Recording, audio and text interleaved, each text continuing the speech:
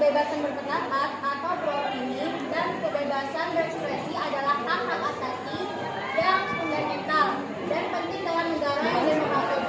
Kebebasan berpendapat dan berekspresi di sini adalah hasil dari kerja proyek kelompok kami yang bertemakan stereotype. Di sini kami menjelaskan tentang pengertian stereotype, contoh stereotype, faktor munculnya stereotype, dan cara mengurangi stereotype. Oke, jika boleh saya jelaskan, saya mulai dari pengertian stereotype. Stereotype merupakan suatu penilaian terhadap seseorang yang berdasarkan kepada persepsi terhadap kelompok di mana orang tersebut dapat dikategorikan. Stereotip anak muda yang membuat kebebasannya berekspresi atau berpendapat dibatasi atau diskriminasi, yaitu berupa ejekan dan ujaran-ujaran yang menyinggung etnis tertentu. Nah, jadi teman-teman, di sini kami dari kelompok 4 membuatkan konsep keuntungan anak muda untuk partisipasi dalam demokrasi.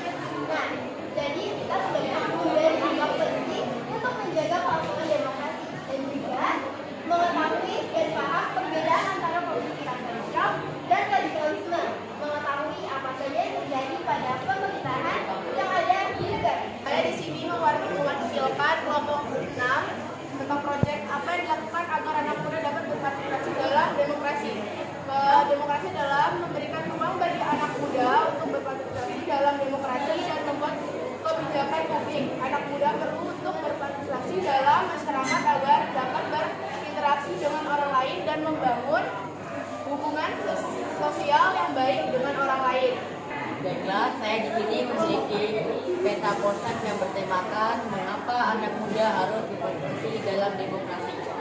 Anak muda harus berpartisipasi dalam demokrasi, yaitu dalam keterlibatan aktif dan sadar generasi muda dalam proses demokrasi seperti pemilihan umum, diskusi publik, akses sosial, dan kegiatan lainnya. Di sini, mengapa anak muda harus mengikuti pesta demokrasi?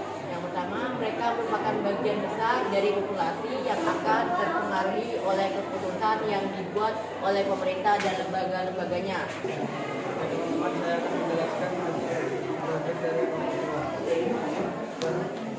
partisipasi anak muda dalam demokrasi. Pemilu demokrasi Indonesia tahun 2019 dan juga Februari 2005 dan sampai 2019. Pemilih masyarakat sebanyak 62%. Sampai 84